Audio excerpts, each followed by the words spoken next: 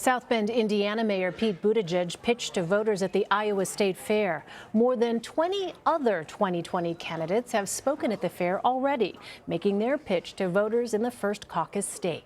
Adam Brewster joins us now from Des Moines.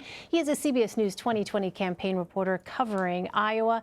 Adam, thank you so much for joining us. So Pete Buttigieg was asked about dark money in politics. Let's go ahead and listen to his response. It's also the case that if it's really true that under this Constitution we can't have common sense campaign finance reform, that's really true, then time for a constitutional amendment to clear this up once and for all, that money is not the same thing as speech and that corporations do not have the same political souls as human beings like you and me. Don't tell me we can't do that. So our CBS News Battleground Tracker polling shows health care, climate change, and jobs as the most important issues for Iowa Democrats. But Adam, how are the issues of dark money and protecting elections resonating with voters? Elaine, it's actually something that comes up quite a bit on the campaign trail. Pete Buttigieg got a huge round of applause when he said that. Of course, it was at this very event, the Iowa State Fair 8 years ago, where Mitt Romney said corporations are people, and it became kind of one of those moments that you look back on in the 2011-2012 campaign cycle. But candidates like Bernie Sanders and Elizabeth Warren bring it up a lot. Steve Bullock talks about it at every event he went to and talks about his record fighting dark money. He says if he can kick the Koch brothers out of Montana, then we can kick them out of Washington, D.C., he says. And it's something that gets a loud line of applause every time. I spoke with someone after Mayor Pete Buttigieg spoke today, and I asked her, what is the most important issue for you? And she said getting money out of politics. It is something that resonates here. It's something that comes up often when you talk to Democrats and caucus goers around Iowa. It's something that they want to hear candidates talk about, especially with this renewed with the recent mass shootings and the influence of the NRA. It's become a renewed sense of discussion on the campaign trail. Interesting. So what other issues, Adam, have you heard voters talk about at the state fair? Sure. The issues that voters have been talking about a lot, climate change has come up quite a bit. You mentioned it was second only to health care as issues rated very important in our latest CBS News Battleground Tracker poll. Health care, of course, comes up a lot, as does the economy. The issue that comes up the most, quite frankly, is Democrats want someone who they think can beat President Trump.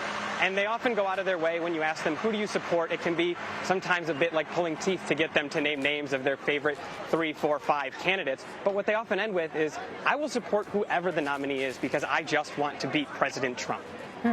Well, on Monday, the Asian and Latino coalition in Iowa endorsed Senator Kamala Harris.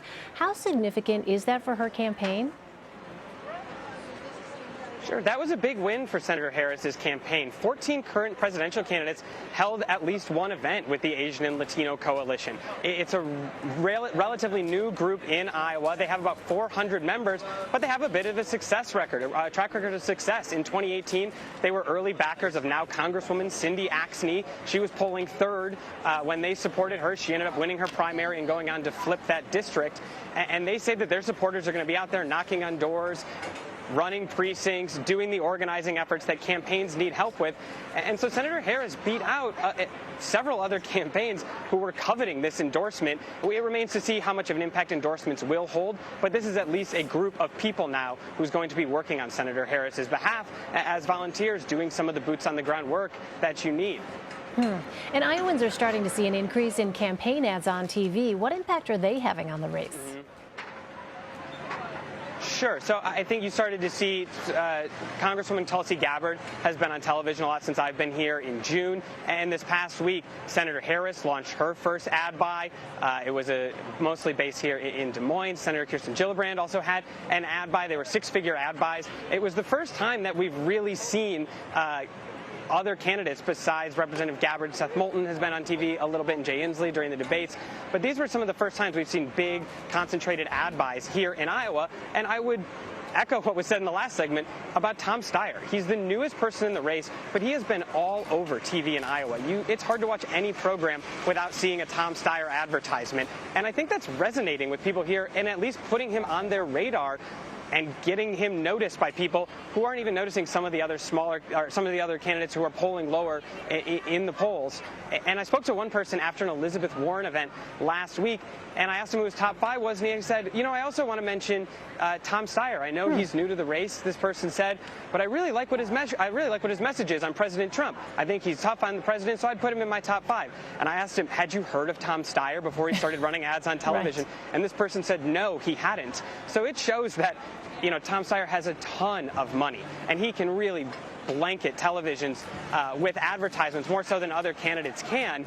But it shows that advertisements and the persuasion aspect can give people a 1, 2, 3, 4% bump, and that can change the narrative of a campaign for candidates who are polling in the 1, 2, 3% to get up to maybe 3, 4, 5, 6%. That totally changes the conversation about where a candidate stands in Iowa, and I would expect to only see advertisements continue as we head into the fall. Yeah, that's such a really excellent point, and fascinating to hear from the voters out there who are the targets of these advertisements as well. All right, Adam Brewster for us, the Iowa State Fair. Adam, I hope you're getting some delicious fried food items while you're there at the State Fair.